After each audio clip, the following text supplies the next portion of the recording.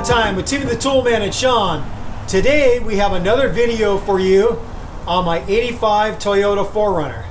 Now if you've been watching our latest videos, the first video I did for my 4Runner was a solid front axle service.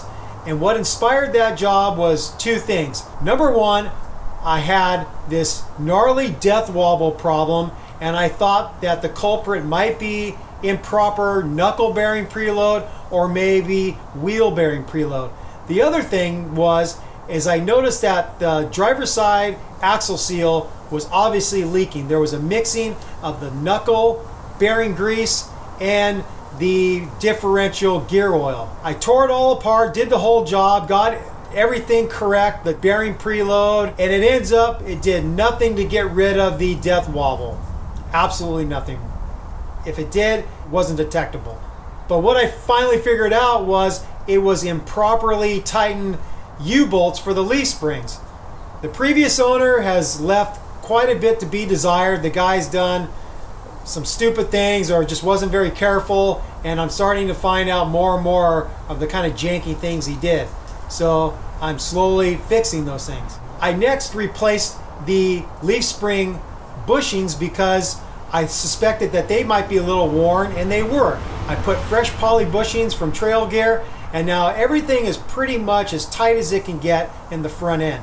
First gen 4Runners and other old pickups came with a steering stabilizer if they had a solid front axle. But when you do the high steer setup that Marlin Crawler sells, you end up deleting the stock stabilizer. That stabilizer was there for a purpose, and auto manufacturers that are still making solid front axle vehicles, like the Jeep 4x4s that they're putting out. I know Jeep's a dirty word in the Toyota community, sorry guys. But they put that steering stabilizer on for a reason. So I figured, well, it wouldn't hurt to have one on. Let's get one on there and see if it improves the steering stabilization. Marlin Crawler sells a steering stabilizer, and it comes with a bracket that you weld on to the passenger side frame. Now, when I looked for information on how to properly install that bracket, there wasn't really anything on the Marlin Crawler website, and I looked up some pictures online of seeing where other people put them on, and there was a couple forum posts that I saw, and I finally figured out where I want to weld it onto my frame, basically mimicking what a few other guys I saw did. It made sense to me. So in the past, when I needed some welding work, there's a guy named Wes McFarland. He owns One Off Customs in Morgan Hill, California. He's a really great fabricator. He builds custom hot rods for people that make it into hot rod magazines. They're of that magnitude, you know, $100,000 plus jobs. The guy's really talented. He's a really good welder, and so I use him for my welding needs because it's not too far away from my house. So I'm gonna drive over to Morgan Hill and I'm gonna visit Wes, and we're gonna get that sucker welded on. Let's get driving. So here's where we're thinking about placing the bracket on the passenger side frame rail. We have these two weep holes here, and I saw a write-up where a guy said he attached his bracket right behind the back weep hole. Since the front end of my truck was stretched out, my steering box is a little bit more forward than most. If I welded it right there, you can see that this steering stabilizer isn't going to be parallel with the drag link. So what I'm thinking about doing is putting it basically right over that back weep hole, and then now when you look, it looks nice and parallel with the drag link. The one thing that Wes saw is he's wondering, under full flex, is the spring going to be able to come up and hit the stabilizer or that bracket that is connected to. So we're going to try to flex out the front end with a forklift just to make sure that that location for the bracket is going to work.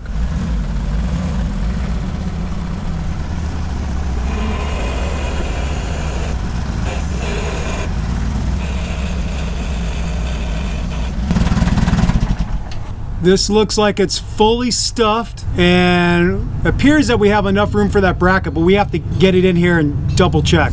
So it looks like under full flex, there's still enough room for that bracket and the stabilizer connected to it to clear. So I feel confident that we could weld the bracket there, and we're not going to have any contact with the spring under full flex.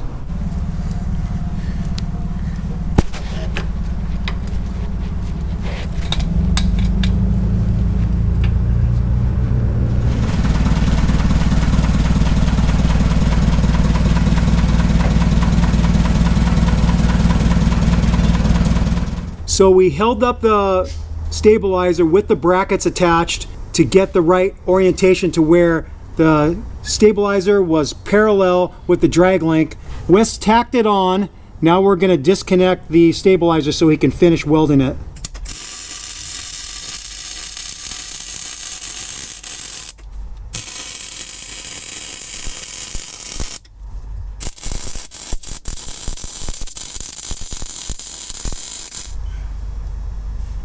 So here's what the bracket looks like welded to the passenger frame. You could see where we welded it.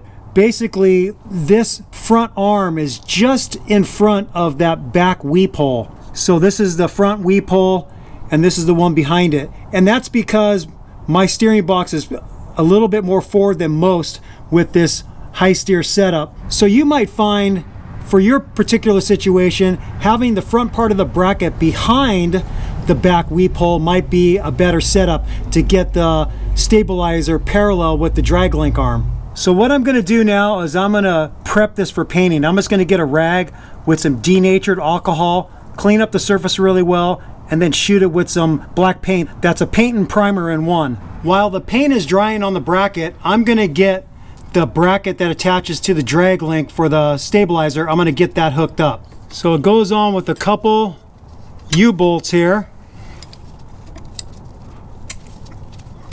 And then I'm gonna get the U-bolts into the bracket. Now this bracket came bare metal also, and I painted it black with the same combo paint and primer. You put a washer, and then you put the nylon lock nut on each one.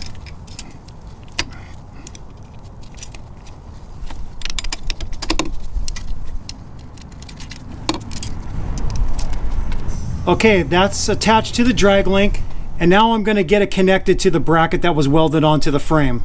So I'm going to rotate this up, align it. Guess it doesn't matter which way you go, but I'm going to put the bolt in from the front and the nut on the back.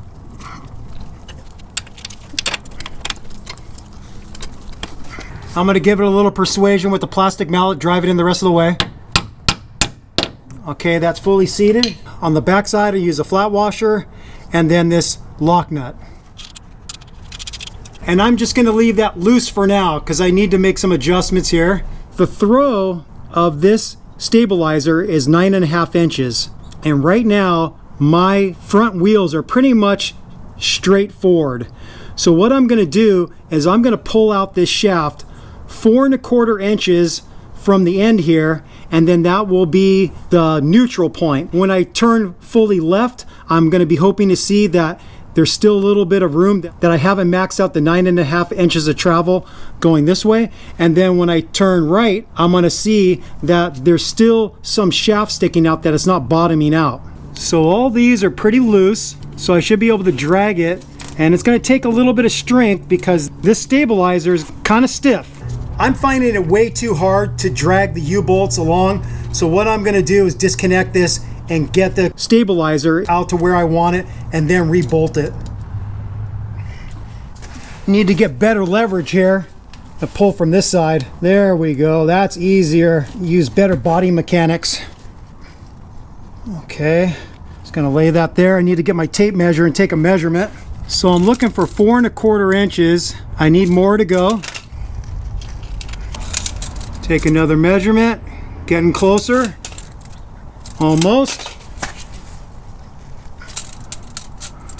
Okay, that's pretty much 4.25 inches. Now I'm going to get my U-bolts back onto the drag link and bolt this bracket on securely. I have both U-bolts connecting the bracket to the drag link on with the washer and the nylon nuts, and I'm going to leave them loose for now. I'm going to get underneath and look upwards and see how the stabilizer lines up with this drag link arm. I'm looking to see if I can get it pretty close to perfectly parallel. And then I'm going to lock these nuts down in place to lock this bracket to the arm in the position I want. Well, it looks like I got it pretty darn good on the first try.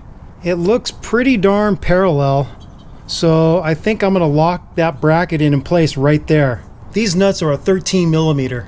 So I'm just using a deep 13 millimeter socket and my flex head gear wrench ratchet.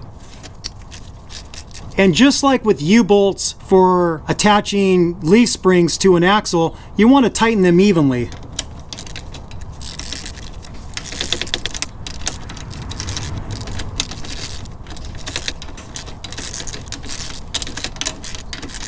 To make sure they're going on evenly, what I'm looking for is how much threads are sticking above each nut. That's a good visual indicator that you're getting them tightened evenly.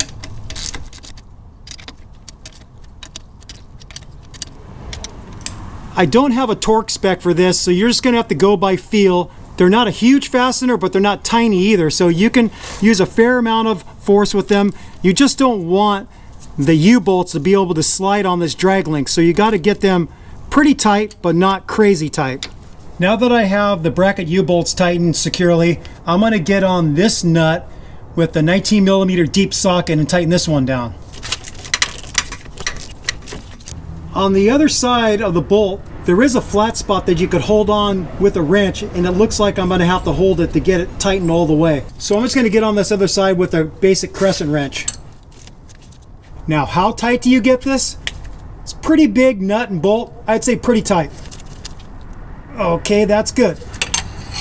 Since I didn't already show you how the bracket attaches to the stabilizer, you just have to remember that there's a spacer that goes in between the bracket and goes against the rubber bushing. And then this was the bolt head that I was talking about. You could see the flat sides that you can grab onto with a wrench to hold it steady while you tighten the nut on the other side. So the final fastener we have to deal with is this bolt and nut that attaches the stabilizer to the bracket we welded onto the passenger side frame. The bolt head and the nut are both 19mm. I'm going to get on the nut with the same deep 19mm socket, and then on the front side I'm going to get on to the bolt head with a flex head ratcheting 19mm box and wrench. Again, there's no torque spec. Big bolt, big nut. I'm getting it fairly tight. Okay, that's good. And because this is a lock nut, it's not gonna be able to come off very easily, so you don't have to worry about this coming loose.